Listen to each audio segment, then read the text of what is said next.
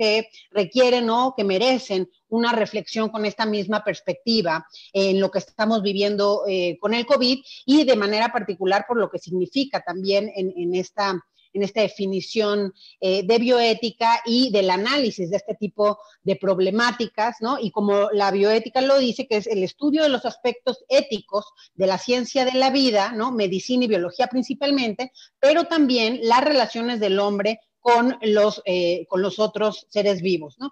Y de esta forma también creo que es importante como antecedente mencionar que la UNESCO ha elaborado ya declaraciones que pues, todos conocemos y que aportan un marco normativo muy importante para el desarrollo de prácticas científicas y biotecnológicas que inciden en la vida y en la salud humana, pero también para el análisis de las condiciones de inequidad e injusticia, de marginalidad, de exclusión social, de pobreza y otros, la que sigue si quieres, y otras determinantes que vulneran los humanos, es la que sigue.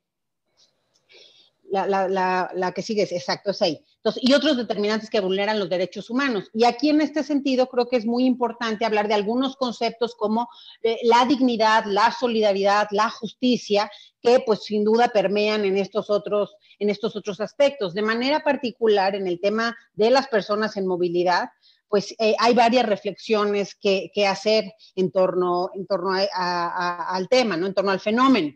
Plantea interesantes disyuntivas éticas, ¿no? Que los estados deben de solucionar a través de políticas públicas migratorias y que se deben considerar porque afectan a una cantidad importante de personas que están buscando ahora sí que nuevos horizontes a nivel internacional. Recordemos que hay más de 300 millones de personas migrantes en el mundo, lo que significa un 4% de la población mundial, y en el último trienio pues ha habido un aumento también importante de estas personas en movilidad. Prácticamente, ¿no? 1 de cada 7 personas en el mundo vive en un lugar distinto al que nació, y aquí y en el análisis creo de la perspectiva bioética es muy importante ahondar en los factores de empuje, ¿no? En los push factors, o en los factores que llevan también a estas personas a migrar. Mucho se ha hablado de lo que ya decíamos ahora con estas declaraciones de la UNESCO, del tema de marginación, del tema de exclusión social, de pobreza, pero creo que también es muy importante ponerle otro ingrediente que es una razón fundamental en los últimos años para las personas que huyen del riesgo a perder la vida en sus países. Entonces, la violencia se viene a sumar, sobre todo en los últimos años, como un componente muy importante en estos factores de empuje y en esta búsqueda de nuevos horizontes a nivel mundial. Hay diferentes tipos de migraciones, pero en general, pues todas tienen alguna perspectiva social. Y es necesario también hacer un análisis de las consecuencias en términos de la justicia y la solidaridad que plantea este fenómeno migratorio, ya que afectan a muchos sectores tanto en el país de origen como en el país de llegada, y desde los ciudadanos hasta pues los sistemas de salud, de educación, etcétera, todo aquello relacionado con las políticas también del Estado que recibe, ¿no? También es importante considerar el tema de la salud y la migración de forma conjunta, es decir, también es parte de lo que se tiene que abordar, ya que la protección a la salud debe ser implementada de esa forma como un derecho universal e inalienable en diversos tratados, lo tenemos de esta forma, y pues se tiene que dar cuenta a este respecto. Desgraciadamente, pues no estamos tampoco ahí, es decir, sí hay varios, incluso hay el acuerdo de las migraciones, hay varias declaratorias, hay muchos, la que sigue, posturas que se han dado a nivel internacional. Sin embargo, sí hay todavía muchos retos, más creo el COVID, y este análisis también está muy, muy relacionado en perspectiva con lo que está sucediendo con el COVID, como hay ciertas poblaciones, como estos migrantes, como las personas en reclusión, como las mujeres, que por sus condiciones, contextos y situación tienen una mayor vulnerabilidad a ser afectados por la enfermedad de diferentes formas, ¿no? O de manera sistémica. Entonces creo que nada más para englobar esto, la perspectiva bioética, creo muy importante el análisis, como ya lo decíamos el otro día que discutíamos sobre el seminario de la UNAM, que me parece muy importante esta otra bioética latinoamericana que pues distingue de situaciones emergentes a una ética también de situaciones persistentes, y esta última, pues justamente es la que refiere pues a la oportunidad justa de lo que sucede en muchos de nuestros países, a la atención a estas problemáticas como es la migración, como es la violencia, como es la pobreza, como es la marginación. Entonces creo que es muy importante verlo desde esta perspectiva. También indicar que los nuevos escenarios pues también exigen ciertas reglas prácticas y análisis, por ejemplo, biojurídicos, biopolíticos, susceptibles de encarar estas nuevas o estas realidades, estas otras realidades, más que nuevas, estas otras realidades, ¿no? ¿Y por qué el análisis bioético es pertinente en estos puntos, además de lo que ya he mencionado? Pues justamente porque confluyen muchos aspectos económicos, políticos, sociológicos, médicos, geográficos, históricos, jurídicos, que recuerdan justamente esta esencia misma del objeto de investigación bioética, ¿no? Y finalmente, en esta parte, la bioética es una disciplina construida por un conjunto de cuerpos científicos y justamente esta interrelación bajo una misma ética propone o puede dar solución a diversas problemáticas, y creo que ahí es donde el análisis bioético también puede proponer soluciones a fenómenos complejos como lo ya mencionado. La que sigue también ya nada más es como un poquito la historia, ¿no? De los aspectos de bioética, cómo empieza con lo que todos ya sabemos, con los códigos de Nuremberg, con la bioética, finalmente empieza las primeras reflexiones en Europa con los problemas que se ven en este sentido en ese lado del mundo, y poco a poco creo que en Latinoamérica ha habido una reflexión de las mismas problemáticas que compartimos con esas regiones, pero también de las problemáticas en contextos principalmente latinoamericanos, y pues eso también ha impulsado un análisis bioético con una perspectiva comunitaria y no únicamente individual, una perspectiva también regional, ¿no? Y luego la que sigue, pues también viene algunas cosas de las fases de este debate ético en justicia social, cómo pasar de esa parte individual a la parte más sistemática, poblacional, el enfoque de salud en muchas de estas perspectivas, tanto en violencia como en migración, repito, es muy importante el entender la que sigue, los principios bioéticos de la mano, la que sigue, de la mano de los determinantes sociales, también es muy importante en temas de salud pública como los que estamos hoy hablando, es decir, el tema del COVID al final pone sobre la mesa muchos problemas de salud pública que tenemos en el mundo y de manera particular cómo afectan a ciertas poblaciones que, repito, por sus contextos, pues la tienen más difícil. Entonces, estas causas, al final, estos determinantes sociales, pueden ser, como decimos, desde si hay pobreza o desempleo, cuáles son las actividades o las estructuras que tienen alrededor en sus comunidades o en su entorno, en fin, diferentes interacciones también que tienen a nivel comunitario las personas y en especial estas poblaciones de las que hablamos. Y bueno, todos los principios bioéticos pues toman también relevancia, como lo vemos aquí en esta lámina, ¿no? El principio de la justicia, el principio de la equidad, un principio súper importante es la dignidad en estas poblaciones, a veces hay que subrayarlo, ¿no? La no violencia, en fin, hay varios de estos principios que son muy, muy importantes, el bien común y la autonomía.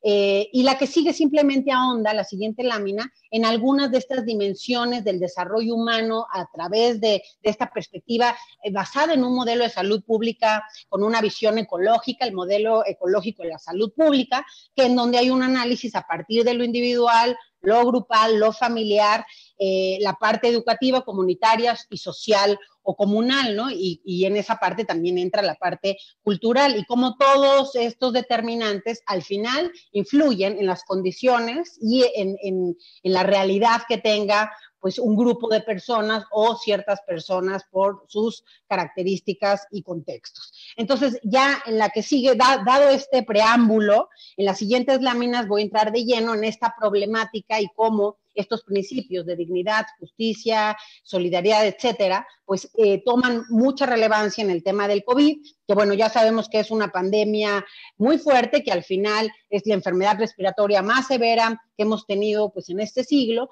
y este impacto nos sitúa en un escenario muy complicado, principalmente por tres razones, ¿no? El índice de contagio elevado, la prevalencia de casos asintomáticos y la falta hasta este momento de una vacuna. Aquí les pongo simplemente los datos hasta el día de ayer, ¿no? La crisis sanitaria mundial al día de hoy pues tiene ya una gran parte de contagios, ¿no? Como lo podemos ver en la lámina.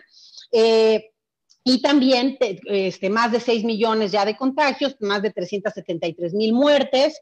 Y en el caso particular, y aquí anoto dos de manera particular, el caso de México y de Estados Unidos, pues vemos cómo en México hay más de 90,000 casos y 9,930 muertes. En el caso de Estados Unidos, pues ya tiene 1.8 millones de casos y 106,000, poco más de 106,000 muertes. Ahí nada más puse como dato el tema de las pruebas, ¿no? Creo que es importante nada más para saber, en números, cómo están identificados. Pues en México, como todos lo sabemos, pues hay alrededor de 2,000 pruebas por 1 millón de habitantes. En el caso de Estados Unidos hay 53,000, y solo puse el ejemplo con otros países para ver, y como ya lo sabemos, pues es muy baja estos números en comparación con Italia, 64,000, Chile 30,000, Colombia 29,000, el caso de Brasil, que también son pocas pruebas, son alrededor de 4,000, España más de 86,000, Francia 47,000, etcétera. Entonces, y esto sí retoma importancia con los temas que estamos hablando. La que sigue, por favor, porque pues en mucho, por ejemplo, en esta población migrante, tan solo en una dimensión, por ejemplo, hablando, aquí puse de las diferentes poblaciones que voy a tocar rápidamente, hablando de los mexicanos en el exterior y de manera particular los que están en Estados Unidos. Sabemos que el 90% de los mexicanos, el 95% de los mexicanos que viven fuera de nuestro país están en Estados Unidos. Entonces, Estados Unidos es un país que tiene más de 35 millones de personas de origen mexicano de primera, segunda y tercera generación. Muchos de los que hoy están en mayor vulnerabilidad son estos de primera generación, principalmente los indocumentados, y esos son alrededor de 6 millones. Sin embargo, hoy el reto no solo es para los indocumentados ante el COVID, también los documentados están teniendo ciertas problemáticas. También las normativas de Trump han puesto pues de manifiesto estos problemas, de tal forma que, por ejemplo, el migrante indocumentado, y aquí voy a hablar de dos, digamos, fases o dos facetas de este migrante indocumentado y en vulnerabilidad. Por un lado, hemos visto con cifras del Pew Research Center cómo el 49% de los hogares latinos alguien ha perdido el empleo en estos hogares. Por el otro lado, vemos que muchos de nuestros migrantes, también indocumentados jornaleros agrícolas, pues siguen en el campo de batalla trabajando para que la gente tenga que comer, pero sí ha habido también reducciones. También se habla de un 70% de reducciones en estos jornaleros. Entonces, es decir, los que quedan, muchos pierden el empleo, al menos de forma temporal, y los que quedan tienen que seguir trabajando el doble o el triple, porque está reducido a un 70%, pero sigue habiendo el mismo trabajo y el pago sigue siendo $14 la hora, ¿no? Entonces, ahí hay algunas de estas condiciones de justicia y por el otro, de injusticia, y por el otro lado también muchos de los apoyos de los 2.6 billones de dólares que el presidente Trump ha manifestado poner a disposición de la población, pues no incluyen a estos migrantes. Ahí ya a nivel estatal hay algunas diferencias. Por ejemplo, el caso de California ya está empezando a sacar algunas ayudas para los migrantes, siendo pues un estado importante números de migrantes. Y bueno, también es un caso especial porque sabemos que hay hasta una oficina especial de migración, digamos, dedicada a la migración en la oficina del gobernador de California, ¿no? Entonces, bueno, hoy estamos viendo el problema del acceso a la salud, el racismo. Bueno, hemos visto en estos días cosas atroces del racismo, particularmente el tema, pues, de las marchas y las protestas en torno a la muerte en manos de un policía, también de poblaciones, pues, que son extranjeras, y esto es muy importante, porque desde la llegada de Trump, es decir, el discurso importa mucho en el tema de migración en Estados Unidos. Desde la llegada de Trump ha habido un aumento importante en los delitos, en los crímenes de odio basados en la raza, basados en la etnia. Ha habido un aumento de más del 18% desde la llegada de Trump y de manera particular en latinos. Entonces sí hay una conexión entre el lenguaje y lo que sucede, y ahí es donde también quiero hablar de la otra dimensión, es decir, están estos migrantes indocumentados que no van a tener acceso a ningún apoyo, que se están quedando el 49% de ellos sin sus trabajos, que la están pasando difícil, ¿no? Y que muchos de los que sí están trabajando, pues no tendrían acceso en caso de enfermar, o la tendrían más difícil porque no tienen papeles. Pero también, por el otro lado, el acceso de estas personas y la discriminación que se ha dado en hospitales, ¿no? Pues también es importante. Digo, yo conozco a muchos en la comunidad mexicana en Nueva York, y mucha gente, la verdad, ha muerto en sus casas sin ni siquiera acercarse al hospital por miedo. Y eso viene de antes del COVID. Recordemos que hace algunos meses la Suprema Corte le permite a Trump que justamente, incluso aquellos que tienen visas, pues que se les observe si utilizaron de más el sistema, y en caso de que así sea, no se les renueve esas visas que ya tengan, ¿no? Entonces eso creo que es parte importante de la reflexión. Digo, no voy a entrar mucho en detalle, pero al final pues hay esa parte. Por el otro lado tenemos a los que están en centros de detención. Recordemos que hay 38 mil personas que están en los 65 centros de detención migratoria en Estados Unidos, que los tiene la policía del ICE, o la policía encargada del tema de estas detenciones migratorias. Y aquí hay un tema muy importante relacionado con el número de pruebas también que veíamos antes. Es decir, en estos centros se han liberado de 38,000, únicamente ha habido liberación alrededor de 600, 700 personas que por sus condiciones de vulnerabilidad se tomaron otros métodos de seguimiento y se les dejó en libertad. Pero también hay un importante número de contagios, es decir, para el 1 de marzo teníamos reportados 0 contagios, para el 1 de mayo ya teníamos 500 contagios, y hoy ya hay más de 1,200 contagios en estos centros. Pero hay que decir algo, únicamente se han realizado en estos 65 centros 2,000 pruebas, y de esas 2,000 pruebas hay 2,200 pruebas más o menos, la mitad han dado positivo. Entonces ahí probablemente hay mucho más contagios que no estamos identificando, y otra vez pues pareciera que ese tema pues no es muy relevante en la coyuntura estadounidense de salud pública que hoy tienen. Siempre queda más relegado estas poblaciones por sus condiciones, y recordemos también que solamente el 5% de estas personas deportadas que antes estuvieron en los centros de detención cometieron un delito o un crimen grave. El resto son faltas administrativas. Entonces también creo que eso es importante nada más mencionarlo y dejarlo sobre la mesa. Incluso ya hay algunos contagios en el propio ICE, en los agentes del ICE, por todo esto que ha sucedido. Pero algo importante, si lo vemos en las cifras, por ahí hay una lámina de cifras más adelante, si vemos en las cifras, seguimos viendo que hay muchos, durante febrero, marzo y abril, febrero y marzo sobre todo, aquí esta es la lámina de la que hablo, pues todavía hay bastantes detenciones, ¿no? En Estados Unidos en tiempo de COVID. Es apenas en abril que empiezan a disminuir de forma más importante, y bueno, ya también mayo lo están haciendo por los contagios que ya han tenido por allá. Luego los migrantes en tránsito y Remain in Mexico, este programa Permanece en México, creo que también es muy importante analizar desde esta perspectiva de justicia, porque al final del día, a través de un acuerdo que pues no tiene ningún marco legal adecuado, es decir, es violatorio a los principios internacionales del refugio y también a la normativa estadounidense en este tema, pues de todas formas México y Estados Unidos hace más de un año y medio ya casi, hicieron un acuerdo para que las personas que quisieran solicitar el asilo en Estados Unidos se esperen en 6 puntos del lado mexicano, en 6 estados, Tamaulipas, Chihuahua, Baja California, etcétera.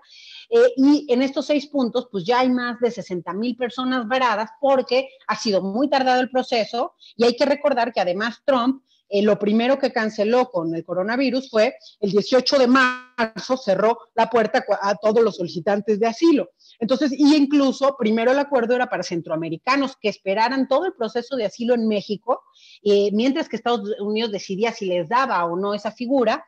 Esto ha durado casi para muchos más de un año, muchos han regresado a sus países por lo tardado de los procesos, otros pues se han quedado ahí en México varados en distintas partes, otros han cruzado de forma ilegal, los que han podido, y en fin, pero todo ha sido también, digamos, violando el debido proceso de estas personas, porque no han tenido ni siquiera acceso a juicios adecuados, muchas veces se les avisa muy poco antes de sus juicios, y bueno, ahora peor, porque ya no solamente son centroamericanos, sino también han mandado ya brasileños y todo lo que se les ocurre, porque pues les salió muy costo efectiva esta política a Estados Unidos. Pero eso deja, o pone, y estamos en conjunto con varias organizaciones en Estados Unidos, haciendo una demanda colectiva de que el acuerdo que Trump hizo con México dejó pues en mayor vulnerabilidad ante el COVID a estas personas que viven en campamentos o en albergues en situación insalubre, con poco acceso a medidas de higiene, y también que muchas veces pues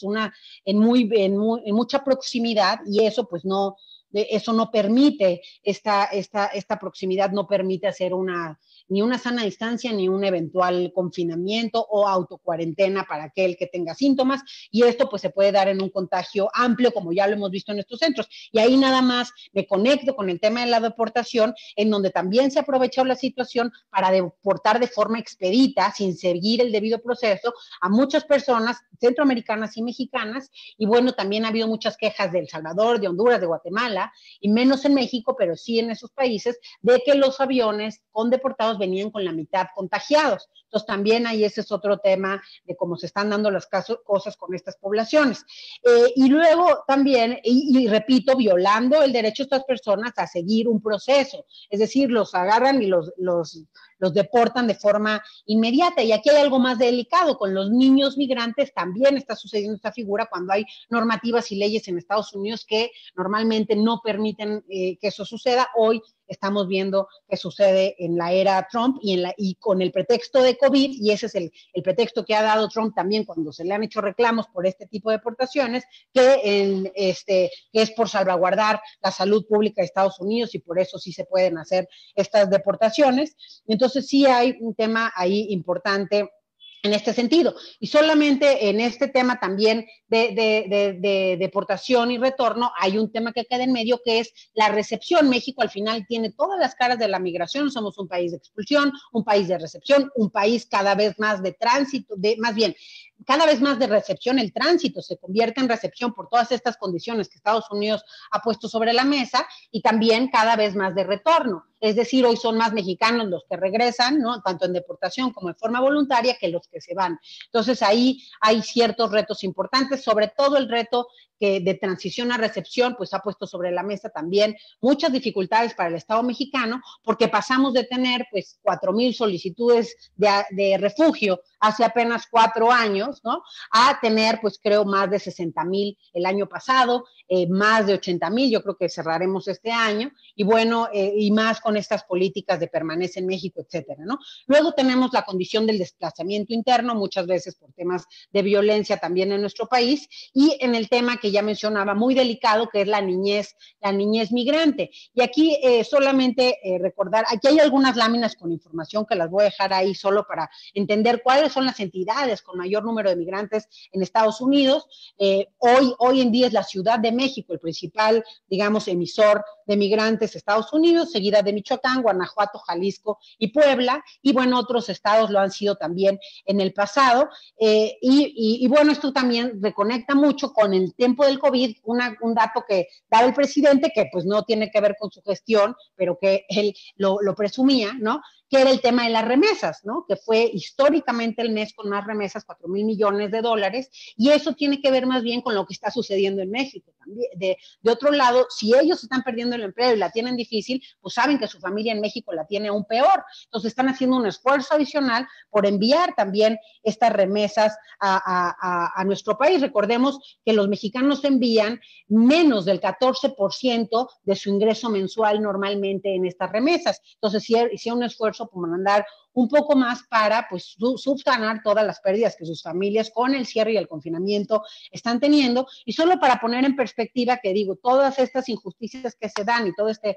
racismo, segregación, etcétera, que a veces tienen nuestros migrantes, pues no deja ver muchas veces que el 8% del PIB pues también corresponde a toda esa migración mexicana, que muchos de nuestros migrantes también trabajan en temas de servicio, de construcción, de mantenimiento, etcétera, que hoy pues son los sectores más afectados y que también el tema de los mexicanos y de los jóvenes dreamers o soñadores, que de los 800,000, pues se calcula que el 70% son mexicanos, son jóvenes nacidos en México, pero que desde muy pequeños se los llevaron sus padres a Estados Unidos, y bueno, hoy están muchos de ellos en la primera línea de batalla, trabajando como enfermeros, como médicos, como en distintas posiciones del sector salud. Y ahí hay un dato importante, hay 2.6 millones de personas no mexicanas, extranjeras, migrantes, que forman parte del sector salud hoy en Estados Unidos,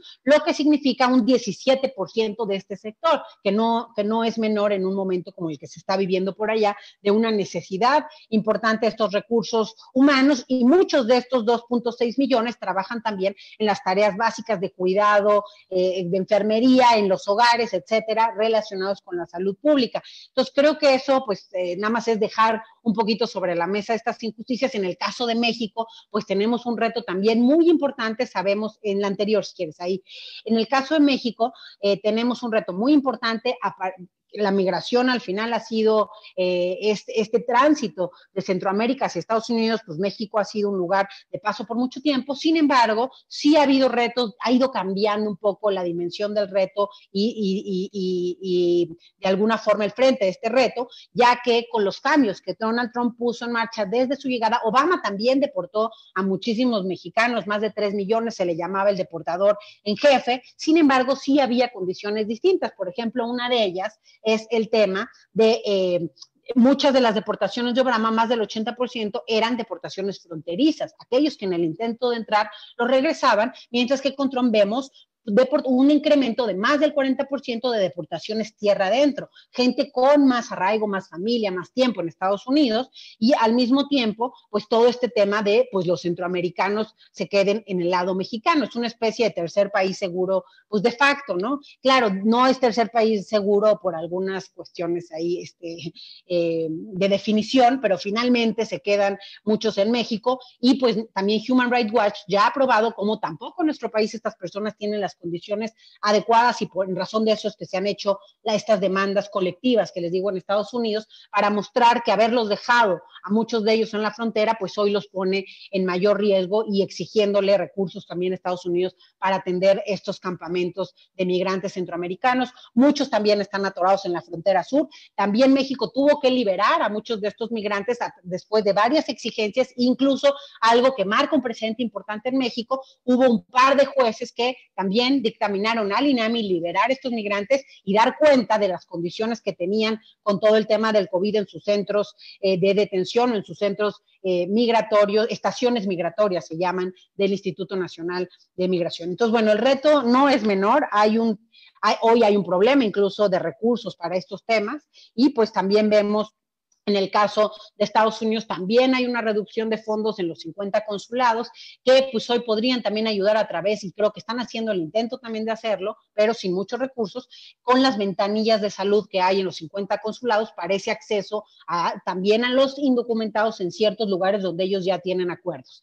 Y luego finalmente, y con esto termino para ya la discusión, dos poblaciones más que quiero mencionar en vulnerabilidad con el COVID. Por un lado, pues el tema es la siguiente lámina, ¿no? La violencia contra la mujer, que pues hemos visto que en todo el mundo el tema del confinamiento al final pues sí ha hecho que muchas víctimas tengan que convivir con sus agresores, ¿no? Y las mujeres también migrantes, y aquí hay que mencionarlo, refugiadas, solicitantes de asilo y retornados, pues pueden enfrentar mayores riesgos de ser agredidas física y psicológica y sexualmente, y también con estos pretextos de COVID, pues puede esto también incrementarse. Y en el tema de los hogares, como las mujeres pues están teniendo un incremento de estas violencias por la presión económica, etcétera, por el estar encerrados. Entonces vemos cómo hay estas expresiones de violencia que probablemente en muchos hogares ya se daban y solo se hacen más fuertes, ¿no? Pero en otros también empiezan a aparecer. Veíamos el tema de las llamadas, que bueno, fue muy polémico, pero no solo son las llamadas, y ahí hay un tema, efectivamente, las llamadas al 911, muchas son falsas de estas llamadas por todos los delitos, no por el delito de violencia de género. Sin embargo, las que contabiliza el sistema de seguridad pública, es decir, este franco aumento que vemos en los meses de marzo y abril, ¿no? De 155 mujeres llamando cada hora durante marzo y 125 mujeres cada hora durante abril a pedir auxilio por violencia en el hogar, por violencia familiar y de género. Son 6 tipos de violencia de género que se pueden reportar en el 911, son reales, es decir, todas las que fueron falsas ya se limpian antes de subir la estadística al sistema. Entonces, ahí el dato que les faltó darle al presidente. Y además, como decía, no solo son las llamadas, pues hemos visto también un 25% de aumento en la apertura de carpetas de investigación por este delito en las fiscalías estatales y más de un 77% de aumento en las personas que quieren acceder a los refugios, a la red de refugios para personas que tienen violencia familiar, entonces que acoge tanto a mujeres como a niños. Entonces, ahí hay mucho también que hacer desde esta perspectiva de la no violencia. Y finalmente, solo quiero tocar el tema de la que siguiente lámina, que es la última, que es la población en reclusión. Y también ahí pues hay retos muy importantes, ¿no? Los derechos humanos versus el castigo, ¿no? Muchas veces tenemos pues esta idea en nuestra cabeza y desgraciadamente el sistema penitenciario en México la tiene, ¿no? Que es el castigo lo que va a reinsertar a una persona y eso pues lejos de reinsertar genera más rencor, más odio y solo salen peores personas de las que entraron. Entonces esto pues es un tema en México y pues hay que recordar que el derecho que pierden estas personas es el derecho a la libertad, pero no así el resto de sus derechos que muchas veces se ven mermados al estar en reclusión. Y bueno, hoy en COVID, otra vez, al ser una población que está en cercana proximidad, recordemos que uno de los grandes problemas de México, pues es la sobrepoblación en estos sitios, pues otra vez un contagio puede ser fatal en estos lugares, por lo que se han tomado muchas medidas, sobre todo en la visita familiar, y eso afecta psicológicamente a estas personas emocionalmente. Yo trabajo en cárceles mucho, y bueno, ahorita como ya había recibido muchas llamadas de desesperación a la hora de hacer las llamadas familiares en los fines de semana, lo que logré ahorita negociar con el sistema, ¿no? En donde estoy trabajando, pues es conectarme, por eso después de esta reunión me tengo que conectar, es conectarme en línea ya con los presos, con los privados de la libertad,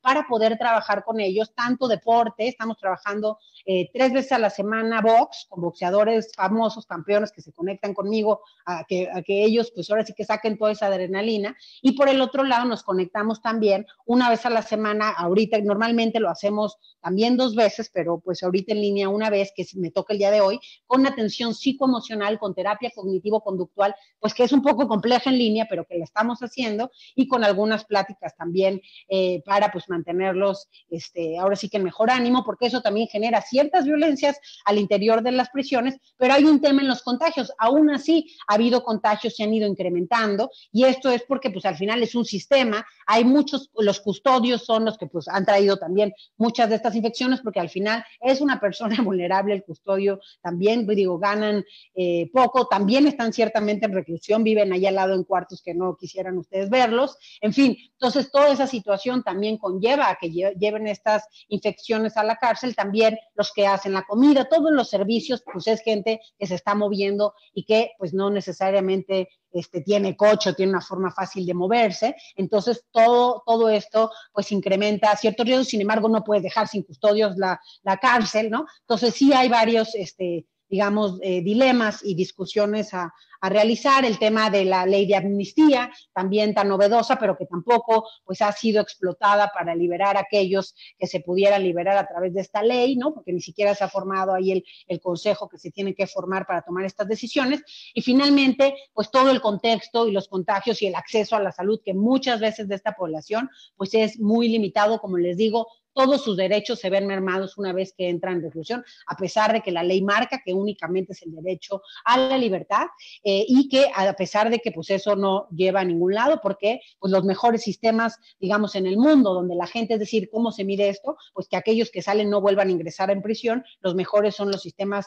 nórdicos, y todo el sistema es un sistema que busca pues generar habilidades para la vida, desarrollar ciertas habilidades en estas personas, en mejorar el tema de cómo manejar sus emociones, etcétera. Yo hago algunos talleres del perdón, que es el analizar todas las emociones del pasado adelante, etcétera, y eso es fundamental para que alguien pueda empezar su proceso de reinserción y realmente cambiar las cosas. De eso aquí todavía pues desgraciadamente no existe en muchos lugares, y bueno, eso hace más compleja hoy la situación también de estas personas que están privadas de la libertad en México y en el mundo. Bueno, con esto me gustaría cerrar más bien para comentarios. Hay muchos temas que me faltaron ahondar, pero pues creo que sí es una pasadita rápido de los retos que estas poblaciones en vulnerabilidad tienen, y de la necesidad de discutir estos temas desde esta perspectiva también. Gracias. Muchísimas gracias, Eunice. Un tema amplísimo, y pues se abre la discusión si alguien quiere tomar la palabra. Sí. Felicidades, Eunice. Gracias. Gracias, Eunice. Si alguien quiere tomar la palabra, sí, Asunción, ¿no? Estoy felicitando por ahora, y bueno, me llamó muchísimo la atención, y te felicito más, bueno, aparte del problema que nos presentas, pero lo que estás haciendo en reclusorios me parece increíble, digno de verdad de muchísima admiración y aplauso, porque qué importante que esta población esté atendida en eso tan importante, ¿no? Bueno, lo digo porque fue lo último que dijiste, pero todo lo anterior también me parece que ha sido muy importante, pero felicidades, de verdad, qué bien.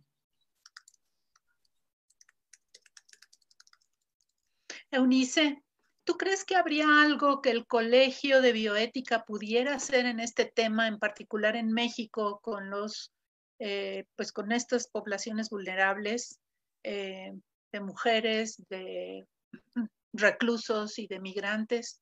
¿Podríamos hacer algo?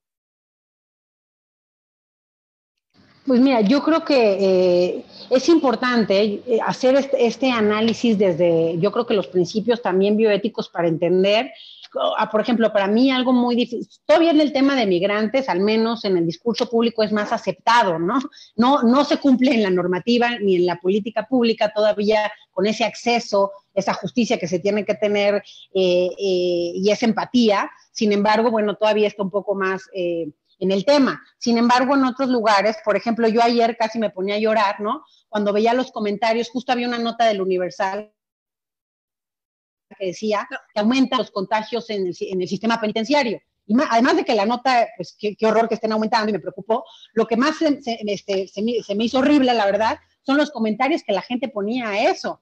Ay, qué bueno, y que se mueran y no sé qué, pues esos, ¿quién se preocupa por esos? Entonces, también creo que visibilizar los problemas puede ayudar. Muchas veces pensamos que ahí están los malos, terribles, la escoria de la sociedad, y es un reflejo de la sociedad misma, en lo que hay en una prisión, y refiero a la sociedad misma en su conjunto. Y muchas de las personas con las que a mí me ha tocado convivir en prisión, muchos de ellos, la verdad, ni culpables son. O sea, está gente pobre a veces en las cárceles que no tuvo ni cómo defenderse. O sea, yo sí tengo cada caso que bueno, ahí estamos tratando de ayudar también, pero gente que se pasa 12 años en la cárcel sin haber cometido un delito, ¿no? Porque pues simplemente no tuvo dinero, no se defendió de la forma adecuada, en fin. Entonces, hay mucha situación, hay otros que sí, incluso el que sí cometió un delito, y eso es lo que yo insisto mucho, algo que no vemos desde afuera, es que el que tener mejores cárceles es para el bien de nosotros también afuera, porque eso significa que esa persona el día que salga no va a volver a dañar a la sociedad. Entonces, si lo queremos ver de una forma utilitaria para la sociedad, pues también, pero tampoco hay ese parámetro, y pues no reditúa políticamente. Entonces es difícil que un gobernador o que alguien quiera meterse a estos temas de reinserción, pero creo que los tres temas, el tema de violencia de género, el tema en cárceles y el de migración, pues la visibilidad desde un análisis y una perspectiva que ponga, digamos, y ahonde en los temas de la justicia, de la no violencia, de la autonomía, etcétera, en estas poblaciones y el acceso, creo que puede ser importante, ¿no? Y si yo le doy una vuelta y si encuentro algo, seguramente pues sí se podrá hacer algo también importante. En el de violencia de mujer creo que también hay temas importantes. Por ejemplo, yo creo que algunas de ustedes, si pudieran voluntariamente de pronto regalar un poco de su tiempo, podrían dar algún taller. Yo doy talleres todas las semanas, todos los días, a, por ejemplo, los DIFs estatales, a redes de mujeres a nivel comunitario, y creo que la reflexión conjunta también podría ayudar a dar mejores consejos. La semana pasada tuve una conexión con pues más de 100 municipios en Oaxaca para darles un taller cómo prevenir violencia de género, qué podemos hacer, cómo reportar mejor, cómo unirlo del 911 con una acción realmente en tierra, con la policía de género, etcétera. Y pues salían preguntas que la verdad sí son retos importantes. Decía, oye, en mi municipio es normal que regales y vendas a las niñas y a las mujeres, porque eso es parte de nuestros usos y costumbres. ¿Cómo hacemos? Entonces, ese tipo de reflexiones creo que se tiene que ahondar y brindar soluciones. Y bueno, creo que hay mucho que hacer. Si quieren, ya ahí lo podemos ver ya de forma individual quien esté interesado. Y pues con mucho gusto siempre hay algo que puedan aportar. Si nos pudieras compartir por correo electrónico los sitios en donde tú tienes estos talleres y demás, me encantaría que pudiéramos tener acceso. Julieta había pedido la palabra, luego Paulina y después Arnoldo. Sí, y antes de seguir, no sé si también para el público que te sigue, Eunice, pueda decir cómo contribuir también. Tú eres una miembro del colegio desde hace un par de años y creo que la función social que realizas es súper importante, sobre todo hablando de que las personas que se encuentran en una situación de vulnerabilidad no tienen acceso ni siquiera a estos medios digitales. Vaya, ya estamos en un privilegio, entonces también me encantaría y muchas felicidades, te agradezco infinitamente. Pues mira, solo de forma rápida, quien nos vea, si alguien está interesado, que me contacte por mis redes sociales, ahí en Twitter, Facebook, estoy en todas partes, y siempre hay algo que se puede hacer. Mira, yo a todos los que se me han acercado busco la forma. Yo, como algunos de ustedes saben, pues incluso en Ciudad Perdida, en Tacubaya, en Tepito, he trabajado mucho con niños para dar a lo mejor un role model, un modelo a seguir distinto. Entonces he llevado chefs, he llevado científicos mexicanos, ¿no? El científico mexicano que estuvo involucrado en el descubrimiento del bosón de Higgs, pues me fue a dar una semana de talleres a Ciudad Perdida cuando vino de vacaciones a México, y entonces a la semana estos chavitos todos querían ser científicos. Entonces, en fin, siempre hay algo, creo, que se puede hacer en diferentes trincheras, en diferentes lugares. Ustedes ya saben el diseñador de modas que trajimos a Tepito para armar esta colección que se llama, si no es de Tepito, es Pirata, y que también pueden, pues todos los que nos escuchen, comprar sus playeras y ayudar también al barrio de esta forma. Estas son mujeres, también un colectivo de mujeres, donde pues sí, nos basamos, trajimos este diseñador de modas de Nueva York, y pues dio un recorrido en el barrio, y a partir de eso es que diseñó una colección que se llama Resiste, y justo toma muchas cosas de Tepito. Una de las playeras que traigo yo en mi foto a veces dice cabrona, pero es por las 7 cabronas de Tepito, que es todo un matriarcado ese barrio. Y bueno, hay otras, Barrio Bravo, hay barrios, están muy bonitas. Este diseñador es muy talentoso, Ricardo Seco, y las presentamos en el Fashion Week de Nueva York, y a partir de eso la marca, si no es de Tepito, es Pirata, que la registramos y todo, pues ha tenido mucha compra y mucha gente que quiere apoyar a estos grupos. Son grupos de gente en Tepito, muchos jóvenes en conflicto con la ley. Es un barrio que junta mucha gente que estuvo en prisión y pues muchas veces no tienen una oportunidad de reinsertarse, y tratamos a través de estos proyectos de hacerlo. Entonces, nada más es como un ejemplo de, pues hay muchas formas de hacerlo desde donde estemos, ¿no? Mil gracias, Eunice, mi admiración y respeto. Julieta. Pues, ¿qué tal a todos, Eunice? La verdad, felicidades. Un tema que la verdad manejas muy bien y que le das este toque con COVID. Padrísimo, nos dejas muchos dilemas. Y una pregunta que me surge, ya lo tocaste casi al final, los que están privados de su libertad, en caso de que lleguen a presentar síntomas o realmente ya infectarse por COVID, ¿dónde están recibiendo atención? Yo sé que son distintos centros, pero si nos pudieras decir cómo y si sí están recibiendo atención. Y felicidades, muchísimas gracias. Pues mira, de manera particular conozco el caso del Estado de México porque ahí son las cárceles que yo trabajo y sí ha habido contagios, incluso ha habido muertos, hay que decirlo, ¿eh? Ha habido muertos y repito, no solo son los privados de la libertad, hay que hablar de todo el sistema, del sistema penitenciario, porque los custodios también es gente en vulnerabilidad. Repito, es gente que no gana, la verdad, mucho dinero para el trabajo que tiene, que muchas veces están privados de su libertad también porque pues viven ahí en estos lugares un poco confinados, pero al mismo tiempo también salen y sus casas no están cerca de donde trabajan, en fin. Entonces, por eso ha habido contagios y muertes en ambas poblaciones. En el Estado de México, a la hora que hay un contagio, ya tienen, sobre todo en los que hay mucha sobrepoblación, tienen ya un lugar de aislamiento, porque pues si no vieron que puede ser fatal, pero creo que sí es uno de los estados mejorcitos. O sea, ellos empezaron, algo que me parece gravísimo, ellos empezaron con protocolos, 6 protocolos que sacó la ONU desde el inicio, UNODC sacó 6 protocolos, los empezaron a implementar en el Estado de México. Pero, por ejemplo, el sistema federal, el protocolo que mandó a todas las cárceles del país, lo sacaron hace 2 semanas. O sea, no, se aventaron 3 meses sin protocolo. Entonces creo que debe haber lugares donde esté peor y ni siquiera estamos enterados. Aquí, cuando se enteran, los llevan al hospital, lo aíslan, etcétera, porque pues ya tuvieron varios sustos ahí, ¿no? Muchas gracias. Paulina había pedido la palabra. Pau. Si no, Arnoldo. Sí, no, yo nada más agradecer y felicitar, ya respondió en otra intervención lo que quería preguntar. Gracias, Pau. Arnoldo. Bueno, yo me sumo a las felicitaciones y también agrego una dosis de admiración para ti, Eunice, y un par de comentarios sencillos. No sé para quién trabajas, absurdo, pero te pregunto, ¿para quién trabajas? ¿En qué organización estás? Es la primera pregunta sencilla. La segunda es, ¿cómo harías un juicio, lo más neutral, como tú eres, ético, de lo que ha sucedido con el año y medio, pronto 2 años, del actual gobierno en relación a los temas que tú tratas?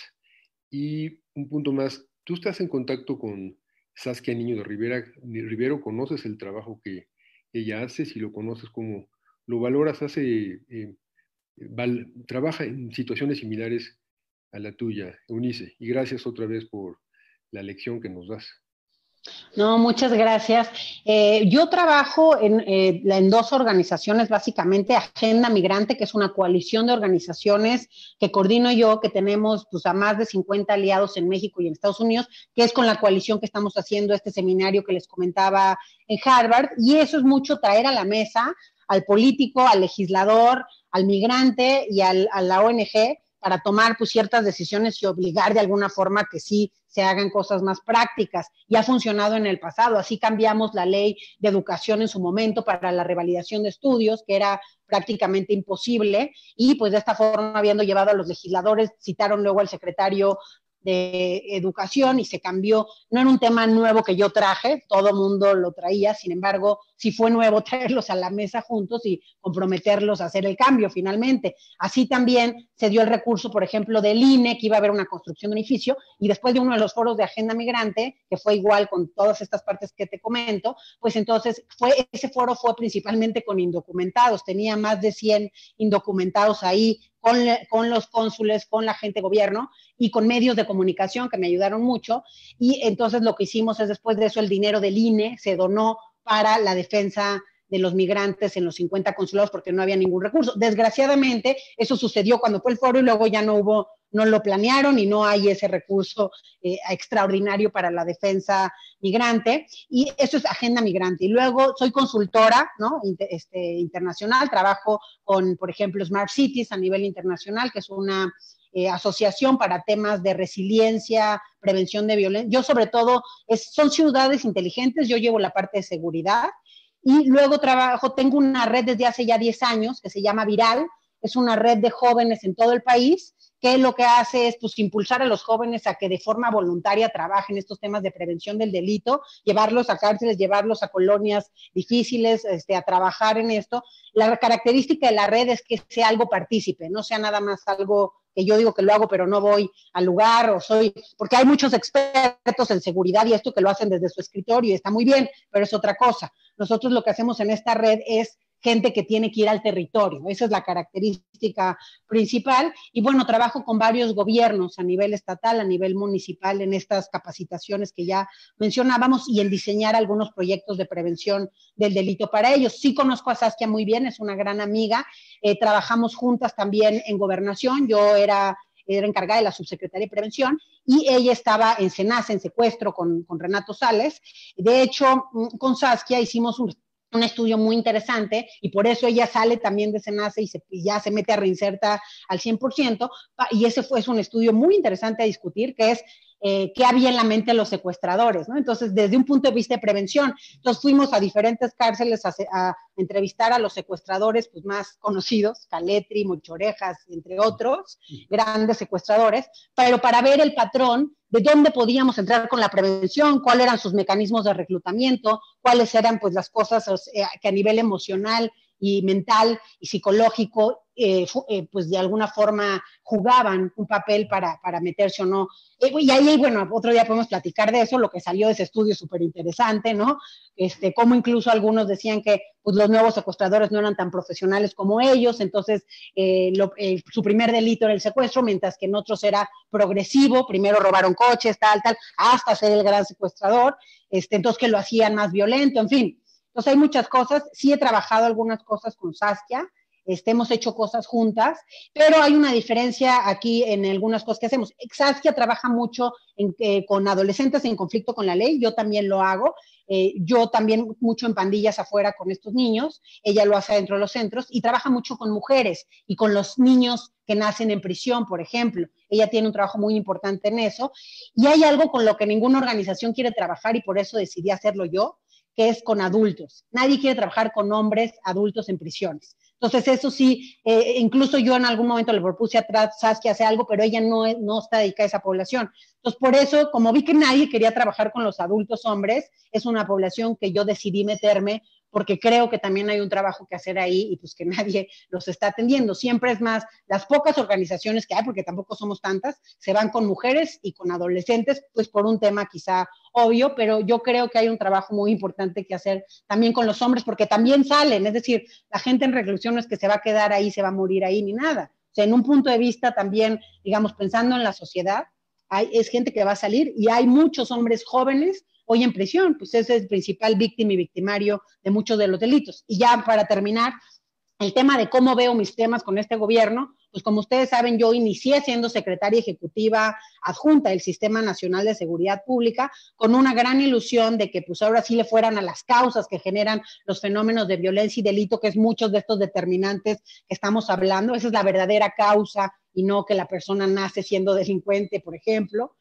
Sin embargo, creo que a pesar de estar en el discurso, no está en las políticas públicas ya bien de fondo, porque del dicho al hecho pues hay un trecho enorme. Hacer esto es complicadísimo, trabajar en la calle estos temas de verdad sí tiene retos mayores. Entonces, no se requiere solo, por ejemplo, Jóvenes Construyendo el Futuro escribió un artículo en Nexos de eso, no solamente es dar la beca, está muy padre, qué bueno que hoy haya recursos que antes no había, pero se requiere para tú sacar de una pandilla o al que está en más riesgo de sí caer en la delincuencia, pues es más allá de un recurso monetario, requiere recursos humanos especializados que vayan por ellos, ¿no? Que realmente sepan cómo darles identidad, pertenencia a sus proyectos, y entonces sí ahí te sirve ese dinero que están poniendo, ¿no? Pero de otra forma, pues se vuelve muy complicado. Y en el tema migratorio, pues creo que a pesar de que había un discurso también distinto, al final primero se dieron muchas visas humanitarias, creo que más de las que se tenían que dar. No es a todos o a ninguno, hay que hacer un análisis profundo y eso no se hizo al principio, pero tampoco después cuando sale la secretaria a decir, les aviso que no va a haber ninguna visa humanitaria. Tú no puedes saber eso antes de conocer un caso. Entonces creo que ahí ha habido muchos matices, muchos anuncios que no terminan por pasar. Entonces yo espero pues que en los próximos años estas dos políticas se consoliden. Está, pues creo que las bases de un gobierno de izquierda, pero no lo estamos viendo hoy en la implementación y pues, el COVID también viene a complicar mucho los presupuestos. ¿Y qué tan frecuente tienes Importante. insomnio? ¿Qué tan frecuente qué? Rafaela, ¿Tienes insomnio? Sí, mucho. Rafaela, Voy a adelante, cambiar. por favor.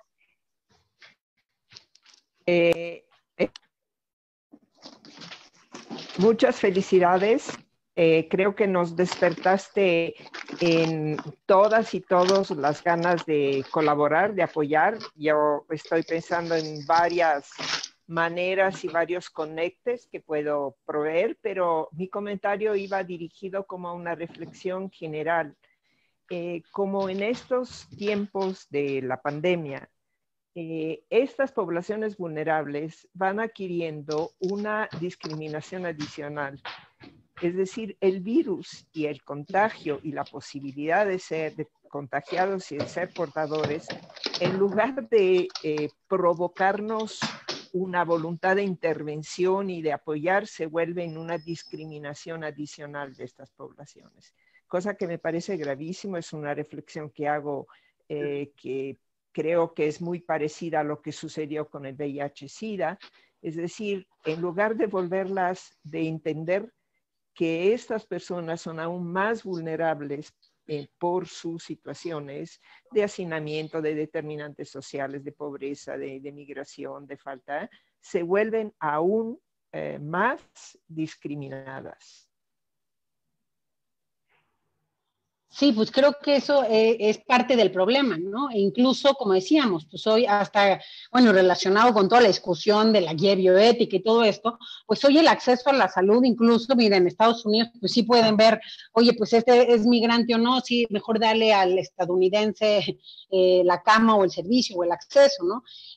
Además de otras cosas más complicadas, pero sí creo que el racismo en muchas de estas poblaciones, y en México también pasa muchísimo, puede hoy ser peor con lo que está pasando en estas personas. Por eso creo que merecen una reflexión doble, ¿no? Una visibilidad doble. Como les decía, ayer el mensaje, después en Twitter, cuando pusieron, el Universal sacó que subió el contagio en estas poblaciones, eran horribles los mensajes. También con algo muy polémico que sucedió fue con el presidente Bukele, ¿no? Que también sacó imágenes terribles de lo que estaba haciendo en las cárceles, que le cerró. O sea, eso es lo peor que puede, desde mi perspectiva, ser, y también le va a pegar a él, porque al final pues, la gente se vuelve loca. Imagínate si a los donde tenían los barrotes que apenas entraba el aire, les pones cemento para que ya sea un cuadro oscuro sin luz. Bueno, eso en la persona influye muchísimo en lo que hacen, en la manera de reaccionar, etcétera. Pero sí creo que a veces falta mucho más entendimiento público de estos temas. O sea, no son tan populares algunos de estos, y sí es importante entender el por qué se tiene que apoyar y ayudar a estas gentes, ¿no? Porque sí creo que tienen un mayor potencial de ser discriminados y afectados con el virus, ¿no? Con la pandemia y con la situación. Muchísimas gracias, Eunice. Creo que no hay más comentarios y nos dejas con una profunda reflexión a todos. Gustavo levantó la mano. Sí. ¿Quién más? Gustavo. Ok. Y Juan, gracias. Eunice, alguna vez escuchando a Feggy Ostrowski, una plática que daba acerca de su trabajo que hace con presos y con gente que es psicópata, me da la impresión de que en realidad no hay mucho que hacer una vez que ya se ha diagnosticado que la gente tiene algún grado de psicopatía. ¿Sí?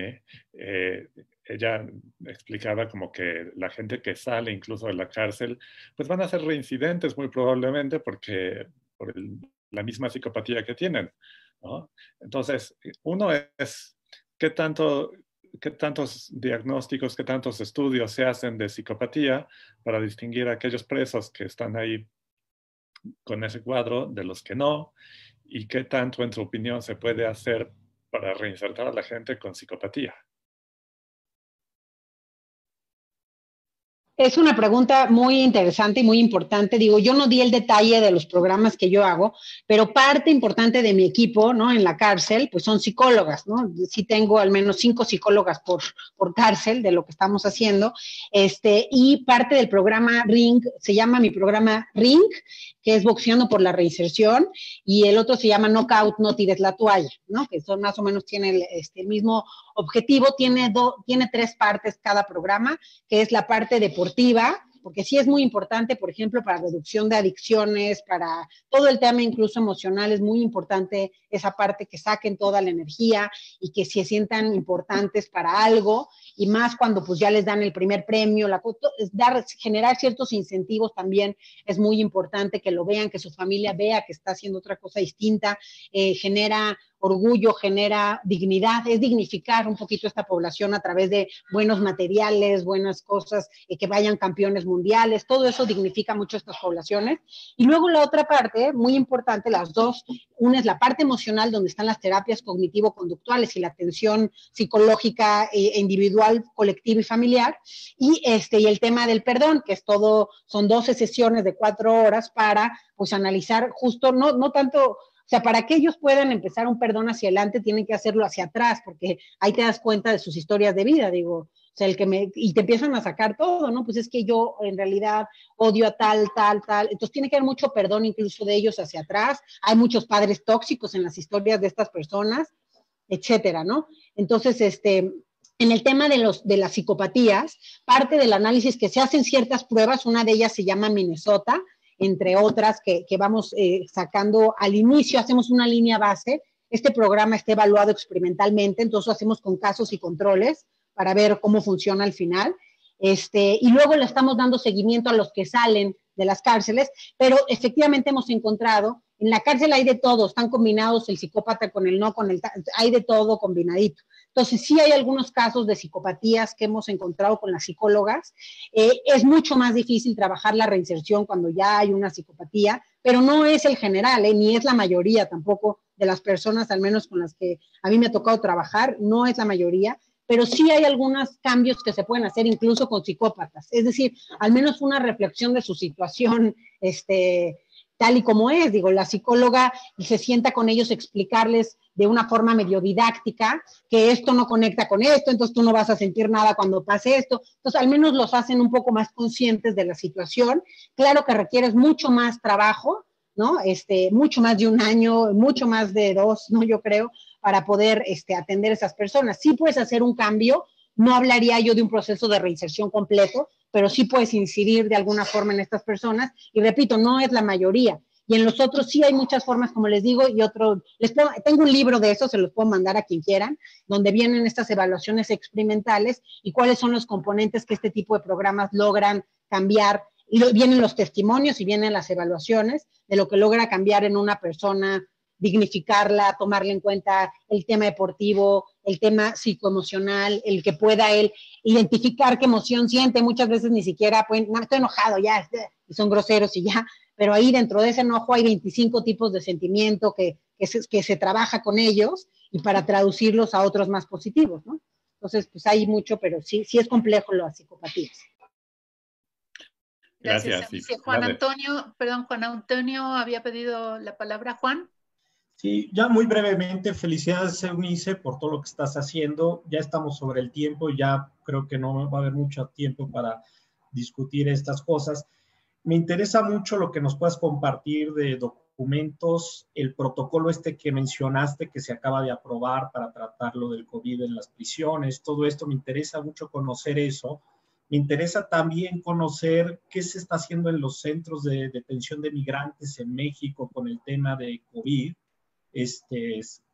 Cómo están los contagios ahí, qué se está haciendo, qué autoridades están manejando este tema ahí. Y soy muy consciente, y eso lo estoy trabajando yo con algunos grupos también de investigación, que el tema de creer que está muy extendido, que una persona privada de la libertad pierde además todos sus derechos, es un tema crucial que hay que trabajar precisamente para que la gente no crea que quien está sentenciado a prisión está sentenciado a sufrir humillaciones y todos los males que le que le deben pasar porque fue condenado a prisión.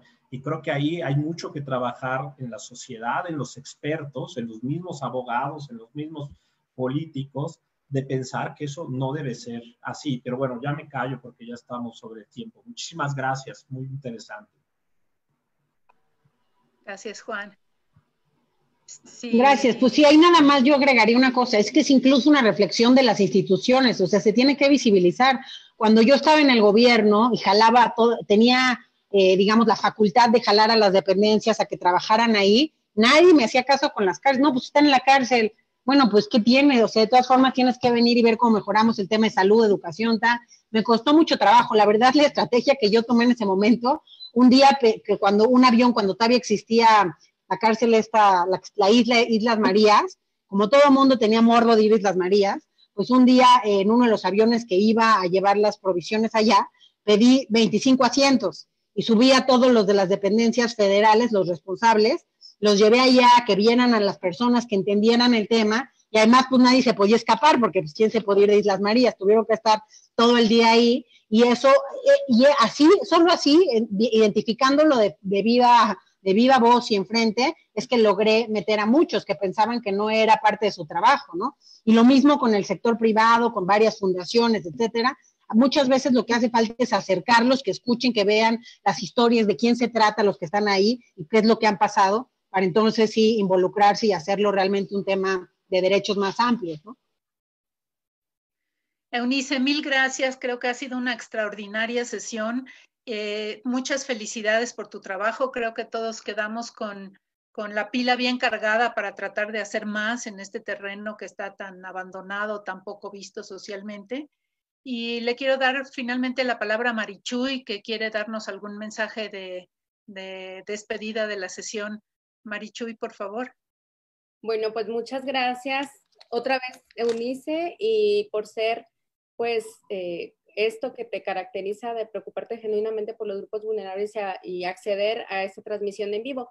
Yo nada más quiero agradecer a todas y todos quienes nos siguieron en línea, en vivo, e invitarles al coloquio sobre COVID y bioética que está organizando su servidora y el doctor Gustavo Ortiz Millán. Será transmitido por los canales de YouTube en vivo del Instituto de Investigaciones Filosóficas y del Instituto de Investigaciones Jurídicas los días 24, 25 y 26 de junio. El programa será en breve publicado en nuestras redes y les hacemos una cordial invitación porque tendremos a la doctora Eunice Rendón, al doctor Juan Antonio Cruz Parcero, a la mayoría de los integrantes del Colegio de Bioética, ya que este coloquio está coorganizado con el Colegio de Bioética. Yo no sé si mi coordinador, que aparte es parte de un proyecto PAPIT de la UNAM, quiera mencionar algo. Gustavo, muchas gracias por la oportunidad de cerrar de esta manera, Pati, y infinitas gracias a ti, Eunice. Muchísimas gracias a todos. Solo añado que el coloquio es libre, puede asistir quien quiera, simplemente tiene que conectarse a YouTube. No se van a dar constancias de asistencia, por cierto. Muchísimas gracias y felicidades nuevamente, Eunice. Gracias. Bye. Gracias, adiós a todos, bye.